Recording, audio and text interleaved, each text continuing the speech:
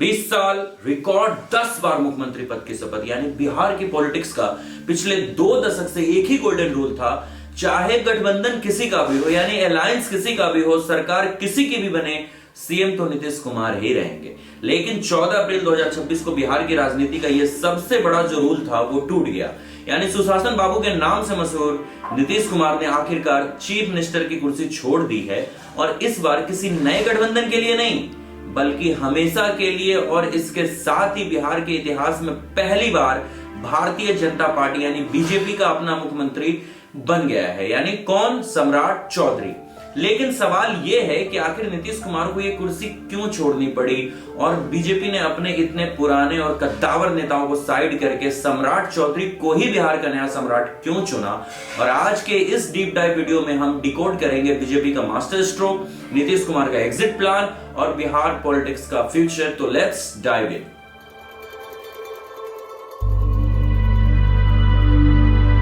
स्वागत है आपका अपने चैनल द एडुजेन पे।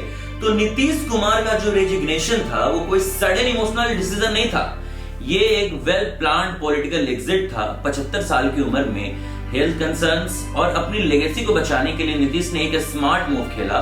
30 मार्च 2026 को उन्होंने लेजिस्लेटिव काउंसिल यानी विधान परिषद से इस्तीफा दिया और 10 अप्रैल को सीधा राज्यसभा पहुंच गए। और नीतीश कुमार ने एक और बात बताया बिहार वासियों को कि राज्यसभा का जो सीट है वो सीएम से बड़ा होता है। ये आपको सुनने में थोड़ा अटपटा लगेगा, ये एक व्यंग्यात्मक बात थी, लेकिन इस एग्जिट का जो रास्ता है वो 2025 के बिहार असेंबली इलेक्शन ने ही तय कर दिया था। 2025 में बीजेपी जो है वो 89 सीट्स के साथ बिहार के सिंगल लार्जेस्ट पार्टी बनकर उभरी थी। तभी ये क्लियर हो गया था कि अब जो बड़े भाई का रोल है यानी बिग ब्रदर का रोल है वो नीतीश कुमार नहीं बल्कि बीजेपी है। बड़ा भाई कौन है? बीजेपी है। और नीतीश कुमार को रियलाइज हो गया था कि अब समय आ गया है कि ग्रेसफुल एग्जिट लेने का। तो उन्होंने अपने रिजाइन करने के बाद जो पब्लिकली कहा कि नई सरकार को मेरा पूरा आशीर्वाद और गाइडेंस मिलेगा।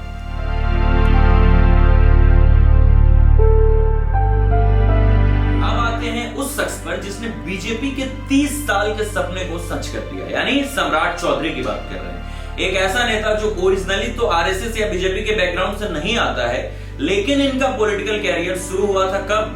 90 के दशक में लालू प्रसाद यादव की आरजेडी के साथ। और सिर्फ 30 साल की उम्र में ये राबड़ी देवी की सरकार में मंत्री यानी मिनिस्टर ऑफ एग्रीकल्चर बन गए थे।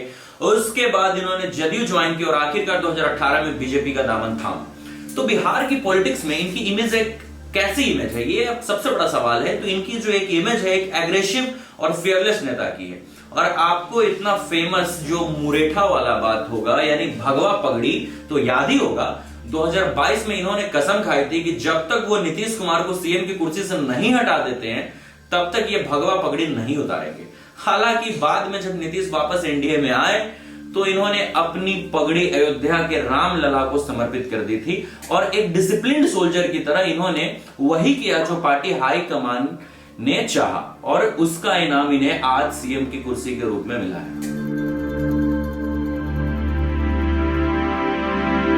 लेकिन सवाल यह भी है कि बीजेपी के पास तो और भी सीनियर लीडर थे, फिर सम्राट ही क्यों?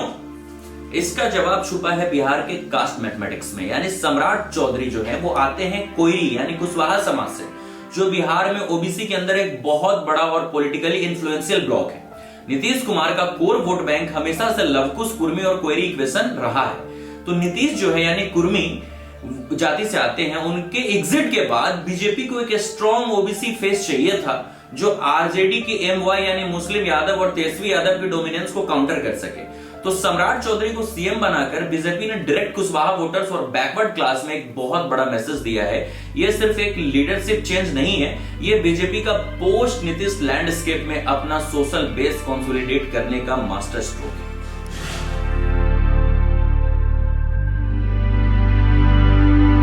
15 अप्रैल 2026 को सुबह 10:50 बजे लोक भवन में सम्राट चौधरी ने आखिरकार बिहार के पहले बीजेपी मुख्यमंत्री के रूप में शपथ ली। तो बिहार के पॉलिटिकल लैंडस्केप का रंग जो है पूरी तरह से बदल चुका है। उनके सामने यानी सम्राट चौधरी के सामने तेजस्वी यादव के रूप में एक स्ट्रॉन्ग अपोजिशन सामने खड़ा है, और सम्राट चौधरी के कंधों पर अब सबसे बड़ी जिम्मेदारी है विकसित बिहार 2047 के विजन को सच करने की। तो आपको क्या लगता है कि क्या सम्राट चौधरी बिहार की पॉलिटिक्स में वही स्टेबिलिटी ला पाएंगे जो नीतीश कुमार ने दी थी? ये सबसे बड़ा सवाल है। या फिर आरजेडी अगले चुनाव में वापस बाजी मारेगी? मुझे कमेंट्स में अपनी राय जरूर बताएं। अगर आपको ये डीप डाइव पसंद आई हो तो इस वीडियो को लाइक करें, अपने दोस्तों के साथ शेयर करें और चैनल को सब्सक्राइब करना तो बिल्कुल ना भूलें। मिलते हैं अगले वीडियो में। जय हिंद, जय भारत, हर हर महादेव।